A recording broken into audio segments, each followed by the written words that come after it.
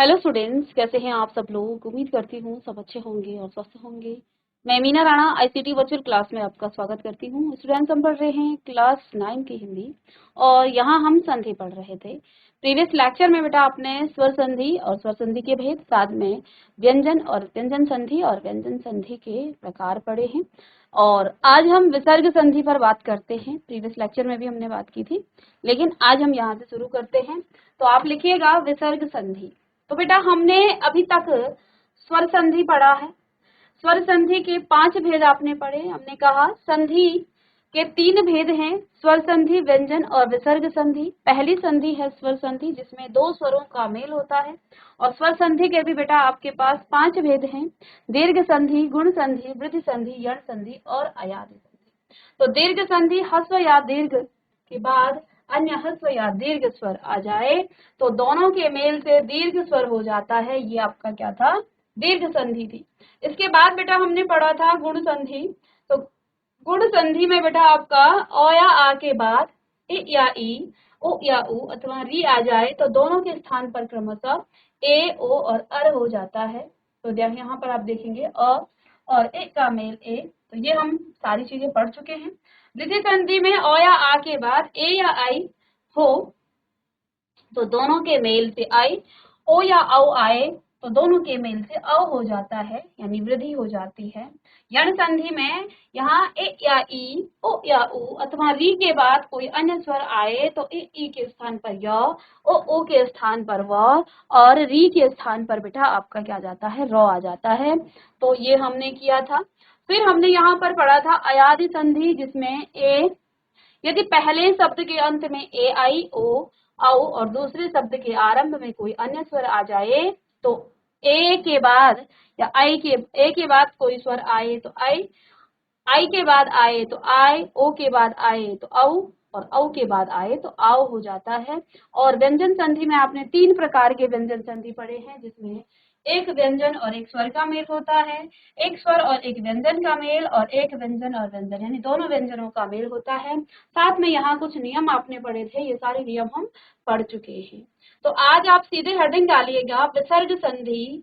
और चलिए हम इसको लिखते हैं कि विसर्ग संधि, विसर्ग के बाद देखिए कुछ नियम है यहाँ पर। विसर्ग के बाद किसी स्वर या व्यंजन के आने से विसर्ग में जो परिवर्तन हो जाता है, जैसे मनः धन रथ।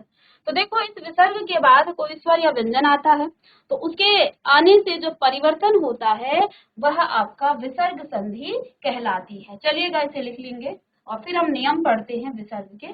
चलिए,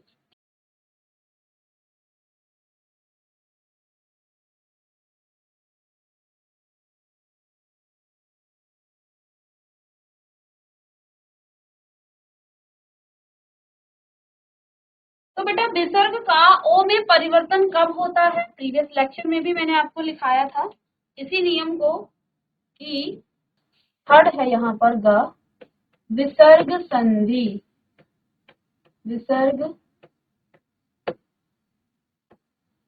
संधि,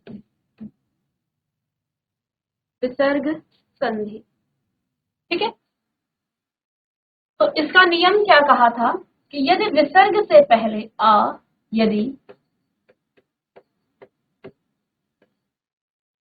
विसर्ग से पहले अ स्वर तथा विसर्ग के बाद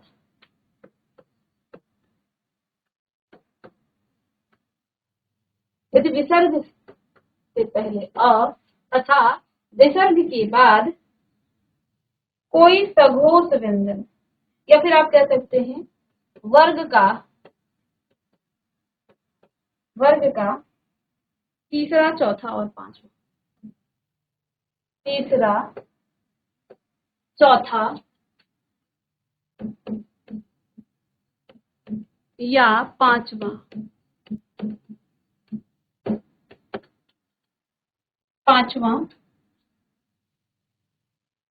वर्ण, तीसरा, चौथा, या हम आगे लिखेंगे तीसरा, चौथा, पांचवा या यह र, ल, व, य, र, ल, व और ह।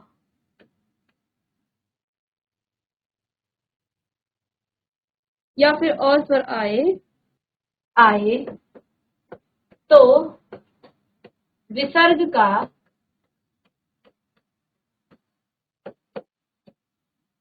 ओ हो जाता है। उदाहरण के लिए पढ़ेंगे, यदि इसको लिखेंगे और उसके बाद उदाहरण के लिए देखिए, एक उदाहरण है मनः धन रथ। मनः धन रथ। अब देखिए मनः, इस विसर्ग से पहले बेटा अ का स्वर है, नौ में अ का स्वर है। विसर्ग से पहले अ की ध्वनि है, विसर्ग से पहले अ की ध्वनि है। क्यों? इस नौ को जब आप तोड़ेंगे तो ये कुछ इस तरह से टूटेगा, यानी अ स्वर है इसमें। और विसर्ग के बाद बेटा क्या हो, वर्ग का तीसरा, चौथा, पांचवा या य, र, ल, व, ह आए तो विसर्ग का ओ हो जाता है। विसर्ग के बाद र आया है जो कि यहाँ पर है, तो इस विसर्ग का बेटा ओ हो जाता है। ओ जो है किसमें आ जाएगा, मनोरथ। ये नियम लिखेंगे आप, ठीक है, मनोरथ।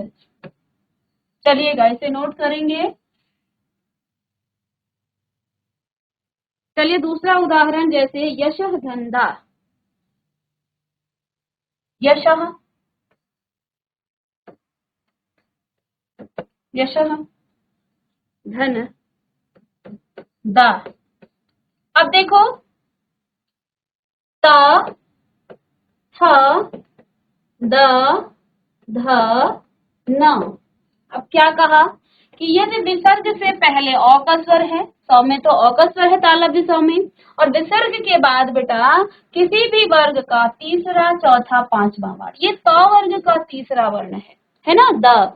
तो ये त वर्ग का तीसरा, तो क्या हो जाएगा, इसका ओ हो जाता है, तो हो जाएगा यशोदा। यशोदा, ठीक है, बहुत ध्यान से आप इसे लिखें। चलिए नेक्स्ट लिखेंगे पय धनदा। तो फिर से अ आया है, फिर द आया है, तो हो जाएगा पयोदा।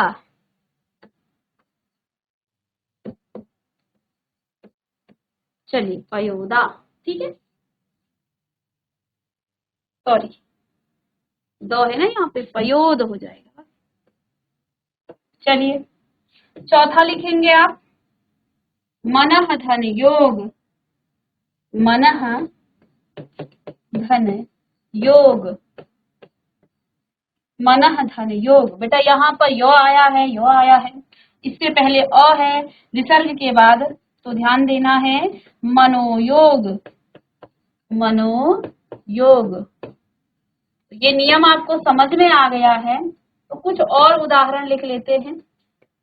मनोयोग, तप धन बल। पांचवा उदाहरण, तपः धन बल। प, फ, ब, इस वर्ग का, प वर्ग का तीसरा वर्ण है ये, प, फ, ब, ये तीसरा वर्ग है, तीसरा वर्ण है प वर्ग का। तो अब देखिए इससे पहले अ आया है, फिर तीसरा वर्ण आया है, तो क्या हो जाएगा, ओ हो जाएगा विसर्ग का, तो हो जाएगा बेटा तपोबल। तपोबल, तपोबल, ठीक है, तपोबल। चलिएगा नोट करेंगे। चलिए, तो ये नियम था आपका पहला नियम कि विसर्ग का ओ हो जाता है, लेकिन कब होता है। अब सिर्फ हम उसे याद तो नहीं कर सकते हैं कि इसके आने से यश धन दा, यशोदा, ऐसा नहीं हम उसे याद कर सकते। इसे नियम क्या है कि यदि विसर्ग से पहले अ की ध्वनि आए, अ का स्वर आए, और विसर्ग के बाद किसी भी वर्ग का तीसरा, चौथा, पांचवा वर्ण या य, र, ल, व, ह आए तो विसर्ग का बेटा ओ हो जाता है। बहुत ध्यान से, बस इतना ध्यान दीजिए, तीसरा, चौथा, पांचवा। और ये तो आप जानते ही हैं कि हिंदी वर्णमाला में 5 वर्ग हैं, पांचों ही वर्ग में 5 वर्ण हैं। तीसरा, चौथा और पांचवा आए तो, और या फिर य र ल व ह आए तो उसका ओ हो जाता है। बस ये नियम है, तो जल्दी से इसे नोट कीजिएगा।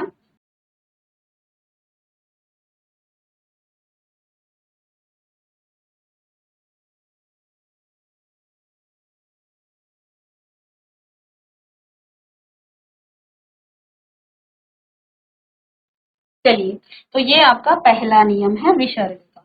चलिए बेटा, विसर्ग का यहाँ पर दूसरा नियम है। तो देखिए, यशः धन गान, यशोगान, मनः धन रंजन मनोरंजन, मनः धन रथ मनोरथ, मनः धन विनोद मनोविनोद, तपः धन बल तपोबल, मनः धन हर मनोहर। तो ये सारे उदाहरण आप लिख लीजिएगा, ठीक है। इसी का दूसरा नियम है कि विसर्ग का र में परिवर्तन।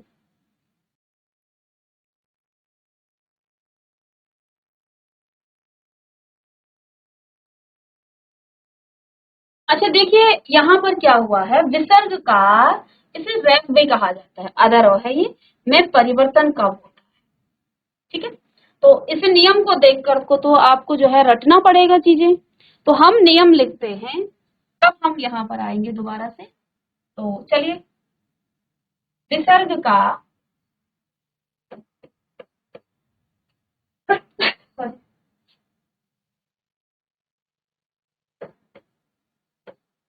विसर्ग का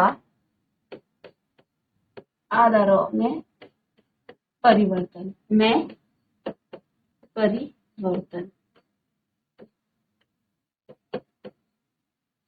विसर्ग का रॉ में परिवर्तन कैसे होगा परिवर्तन, देखिएगा। चलिए, यदि विसर्ग से पहले, यदि विसर्ग से पहले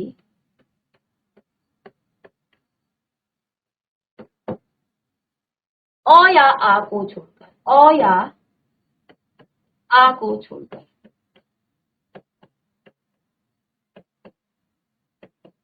छोड़कर अन्य स्वर आए,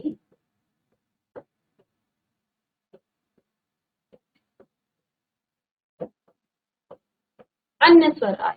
अभी इससे पहले हमने क्या कहा था कि यदि विसर्ग से पहले अ स्वर आए, यहाँ पर अ और आ को छोड़ देना है। यदि विसर्ग से पहले अ या आ को, देखिए,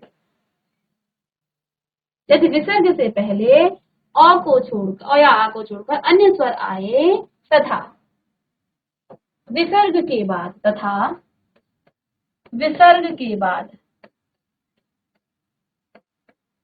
वही के बाद किसी भी वर्ग का, किसी भी वर्ग के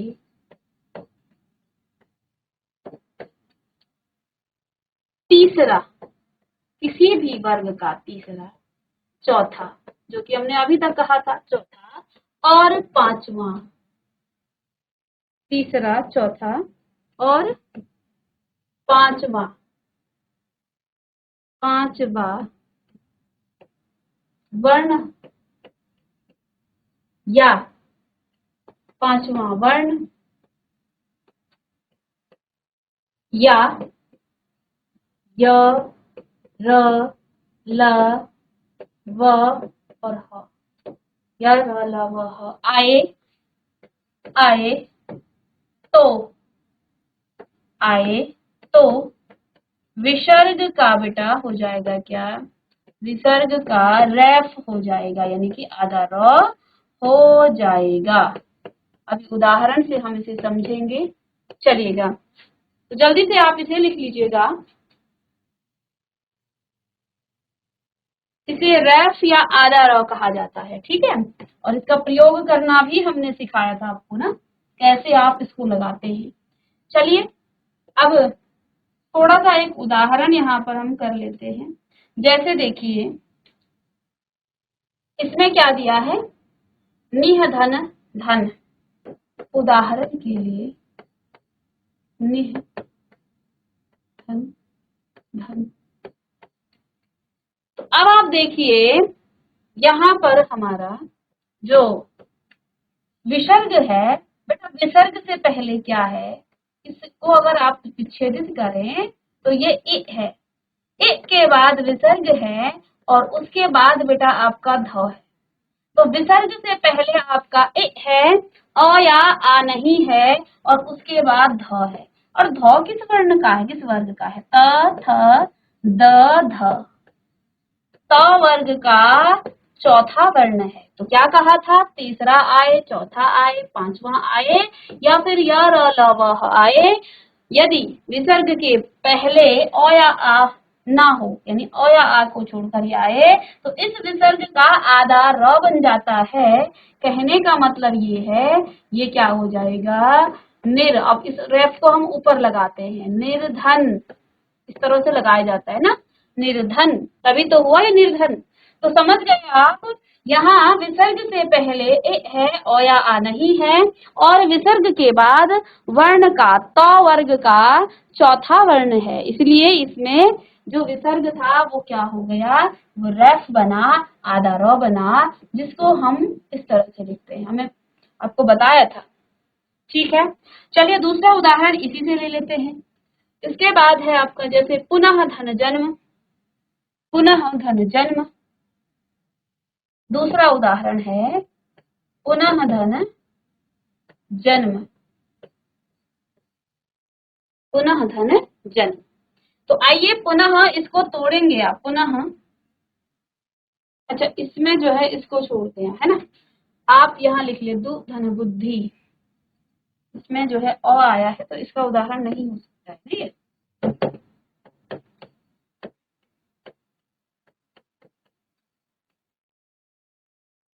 चलिए, तो इसमें क्या आया है? द धन ओ, धन विसर्ग धन ब, इसको तो हम तोड़ देंगे इस तरह से, ठीक है। तो प फ ब, प फ ब, तीसरा नियम, तीसरा वर्ण, ब भ म।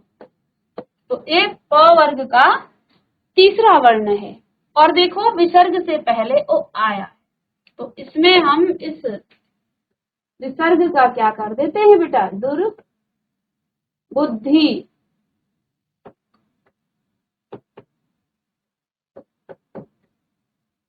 इस तरह से आप लिखते हैं दुर्बुद्धि। आइए यहीं पर हम इसको कर लेते हैं दुर्बुद्धि। तो ऊपर जो है आपका रेफ में लग गया, ठीक है। चलिए, नि धन भय, तो देखो यहाँ पर ए आया है स्वर और यहाँ पर भ आया है, प फ ब, भ, ठीक है,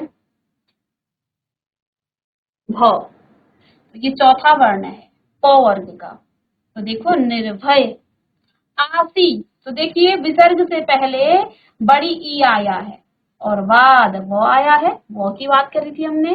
तो आशीर्वाद, आशीर्वाद, ठीक है। दुह धन गुण, दुर्गुण, ठीक है। इसमें थोड़ा सा आप जो है इसको, क्योंकि इससे पहले क्या आया है? अ का स्वर आया है। चलिएगा, इसको आप लिख लीजिएगा।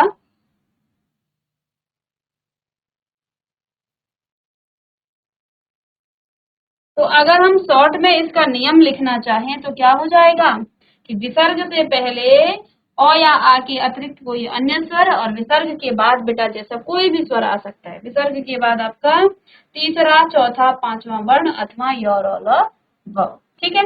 चलिए अब नेक्स्ट करेंगे यहाँ पर विसर्ग का तालव्य स, वो भी आधा में परिवर्तन हो जाता है।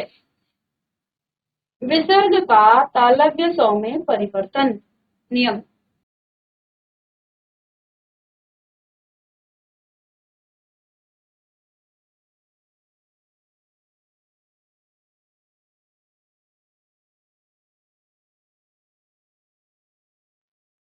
तो ये नियम हम पढ़ेंगे विसर्ग का तालव्य स्व, आधा तालव्य स्व में परिवर्तन। चलिए तीसरा नियम, ख ग,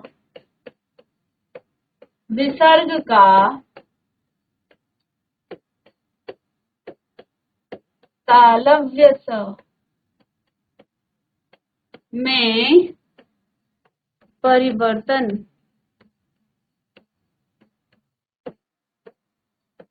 तो तीसरा नियम है विसर्ग का तालव्य स्व में परिवर्तन। चलिए लिखेंगे। तो सिंपल सा नियम है, कि यदि विसर्ग के बाद ठीक बाद, यदि विसर्ग के ठीक बाद, विसर्ग के ठीक बाद क्या आ जाए, ठीक बाद सवर्ण, छवर्ण या फिर तालव्य सवर्ण आए तो विसर्ग का बेटा क्या हो जाएगा, विसर्ग का आधा तालव्य स हो जाता है। बस यही नियम है, हो जाता है। यदि विसर्ग के ठीक बाद क्या आए, च छ और तालव्य स आए तो विसर्ग का बेटा हो जाएगा क्या, आधा स। चलिए अब यहाँ कुछ उदाहरण लिख लेते हैं, जैसे निह धन चल। तो देखो विसर्ग के बाद च आया, सिंपल सा नियम, तो क्या लिखेंगे आप, निश, इसको आधा श लिखते हैं, निश्चल, निश्चल। इसी प्रकार से धनछल तो हो जाएगा क्या, निश्चल। ठीक है। इसी प्रकार से तीसरा नियम आप लिखेंगे, दुह धन चरित्र, क्या हो जाएगा, दुष चरित्र। ठीक है।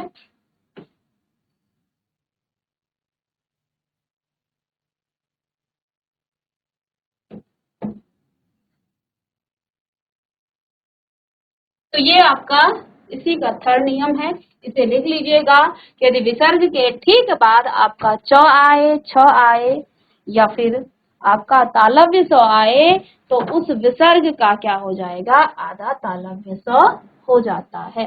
ठीक है।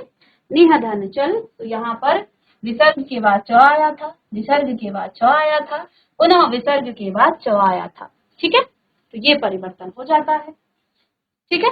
चलिएगा अब हम नेक्स्ट क्लास में आगे के नियमों को पढ़ेंगे, तो मिलते हैं नेक्स्ट लेक्चर में, तब तक के लिए थैंक यू।